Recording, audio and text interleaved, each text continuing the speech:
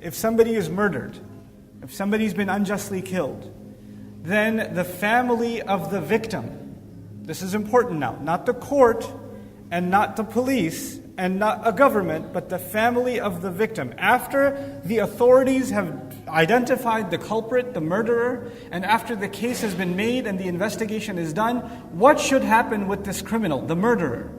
The decision of what should happen with the murderer is not given to the judge. It's not given to the Constitution. It's not given to the courts. It's not given to the lawyers. There are no deals made. Well, if this one gives us some other information, we'll go easy on his sentencing. Or if this one, it's his first offense. Or this one, it's not so bad. Or this one's a high-profile figure. Or whatever else. You don't look at other considerations. When it comes to the victim of murder, then their family, after the courts have done their due process and diligence, after justice has been established, which is what the khutbah is going to be about today. But let's assume that justice is done, and a fair trial is done, and now the murderer is known. What should happen? The family of the victim is called. Their loved ones are called. And then they're asked, you have three options. You can ask for this person's life, just like they took a life of your loved one. You can ask them to receive the death penalty. That's one option. Another option is that you can actually, what you would call in modern parlance, sue them. You should pay a fidya or a diya for them. In other words, what's called blood money in Sharia terms. The one they killed was a source of livelihood in the family. They were a source of goodness. I'll wait for you to finish. So the idea that, one, you can call for the death of the murderer. And the family has the right to ask. The family also has the right to ask for financial compensation. They have the right to ask that I want to sue this person for X amount of money. The third is the family also has the right to forgive.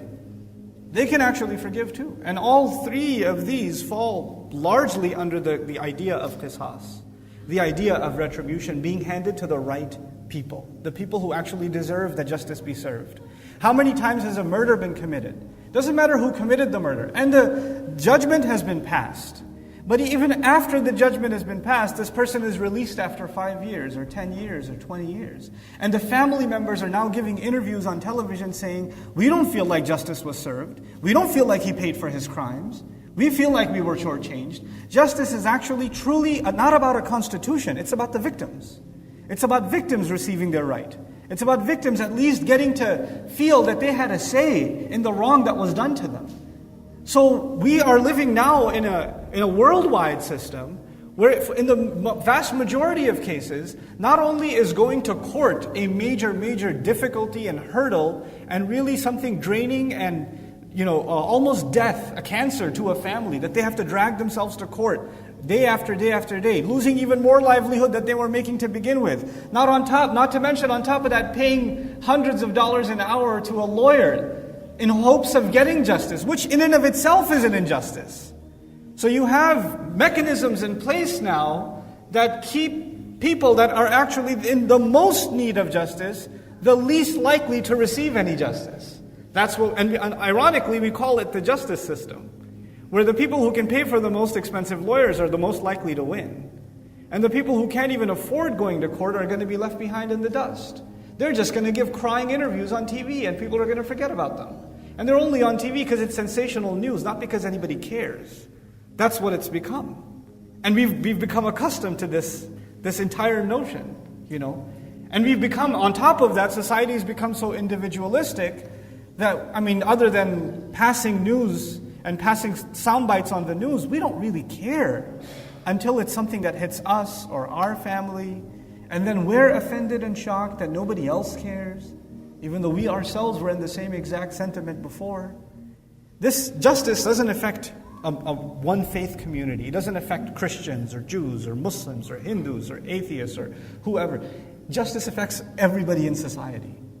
It has ripple effects on everyone in society. This horrendous murder has taken place of an innocent civilian in public at the hands of certain police officers. That is not to incriminate the entire institution of law enforcement. That is not even to incriminate the entire institution, or that department that precinct by itself. There are good people who serve the community, who put their lives on the line to serve the public good. These are good people. There are bad among them, clearly very bad among them. And they should be brought to justice. But this is a time where, you know what happens? Even within that department, even within that group of people, they might say, we need to stick together right now. We're brothers in arms first. We are a brotherhood first. Our precinct is family. Police is family first. No, justice is first. These are the kinds of times where people like to stick together and unite with each other, regardless of what is right and what is wrong. And the same thing can happen on the other side. We're going to unite against the police, no matter what. Even if you're being unfair. Even if you yourself are breaking the law. Because you go to those who are closest to you, and you bond with them in times of conflict, and justice itself goes out the window. A gang mentality is created. A mob mentality is created. An anger is created that overlooks any sense of reason. And so Allah Azza wa Jal says, this is the lack of justice out of love and affinity and closeness to a group of people. And He says then, إِن يَكُنْ غَنِيًّا أَوْ فَقِيرًا. You need to stand by justice, even if the person committing a crime is rich or poor. Or even if the victim is rich or poor. This could be two things. The criminal could be rich or poor, and it could be that the victim is rich or poor.